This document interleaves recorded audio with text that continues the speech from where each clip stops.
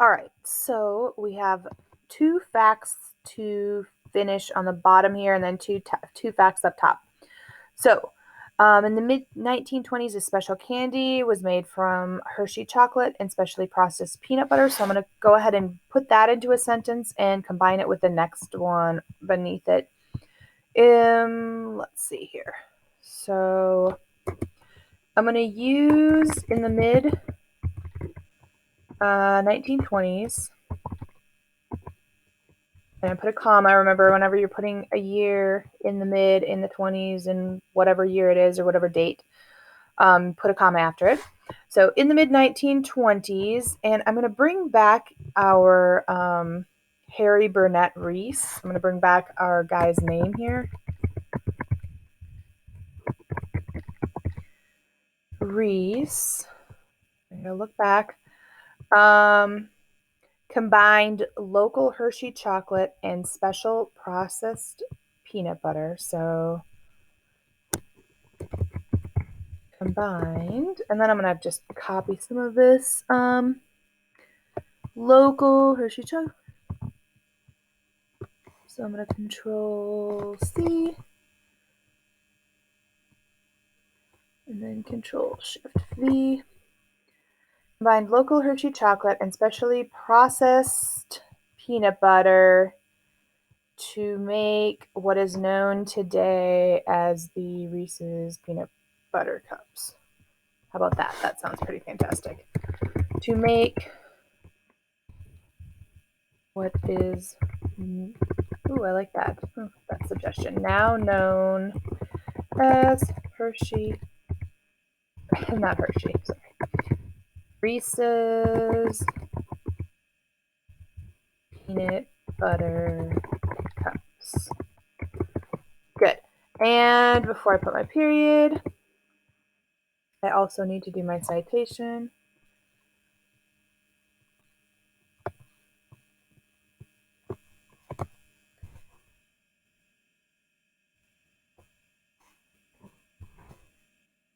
Period outside of it. Fantastic. And I'm going to go ahead and highlight these so remember that I've covered them. And remember, you do not want to delete these because we may need to look back at them and you are going to have to turn this in. So don't delete. If you turn it in highlighted, that's totally fine. Don't turn it in deleted. That's not going to help. All right, so the last two things we have here is that World War II, sugar became rationed and Reese decided to only produce one candy, and the one with the least amount of sugar was the peanut butter cup. All right, so, and specially processed peanut butter to make what is now known as Reese's Peanut Butter Cups. And one last thing here. During World War II, and this is when it really became popular. War II, I'm just going to say the peanut butter cups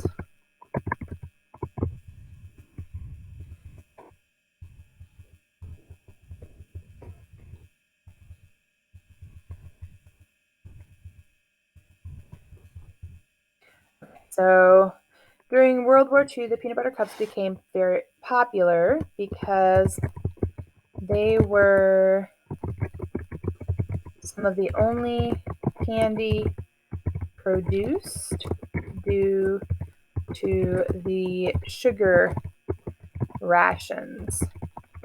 So during World War II, they rationed and everybody only got a certain amount, so they couldn't produce a ton of candy. So they chose the peanut butter cups because it had the least amount of sugar in it. So during World War II, the peanut butter cups became very popular because they were some of the only candy produced due to sugar rations. I'm going to actually make another sentence. Go with a complex sentence here. So since the Reese's peanut butter cups have the least amount of sugar in comparison to many other candies, Harry Burnett Reese, that's what it was.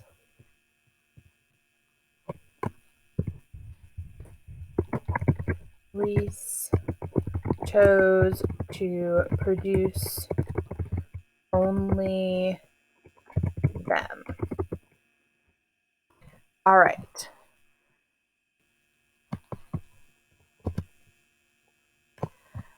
So during World War II, the peanut butter cups became very popular because they were some of the only candy produced due to sugar rations. Since the Reese's peanut butter cups had the least amount of sugar in comparison to many other candies, Harry Burnett Reese chose to produce only them.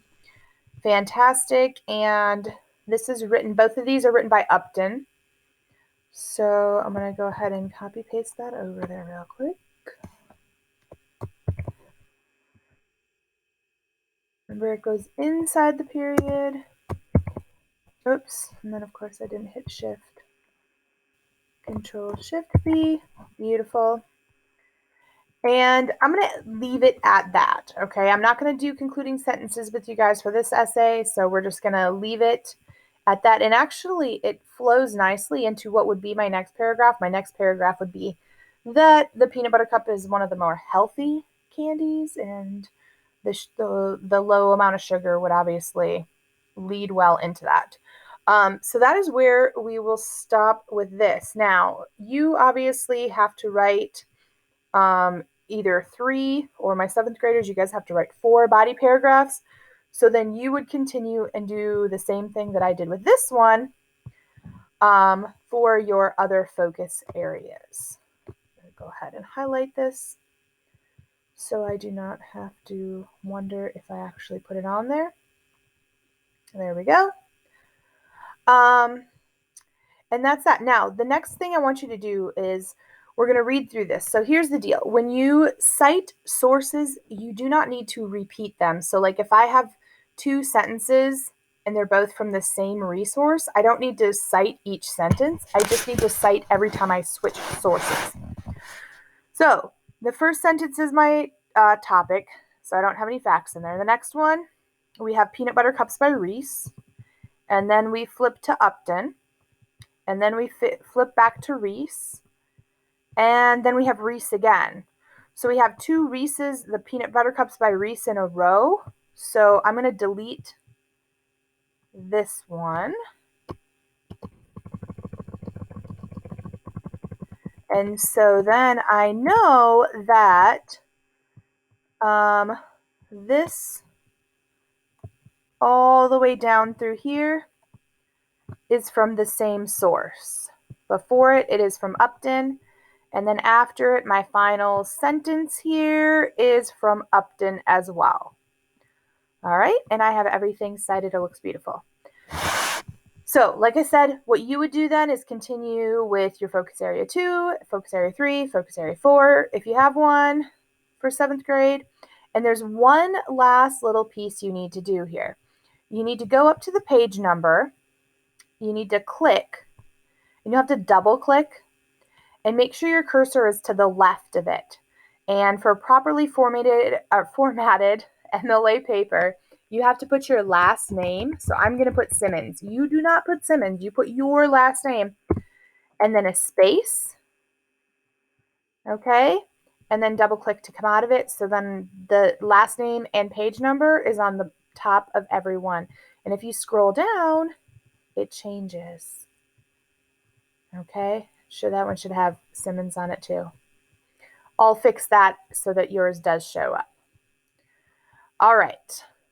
Let me know then if you have questions on this.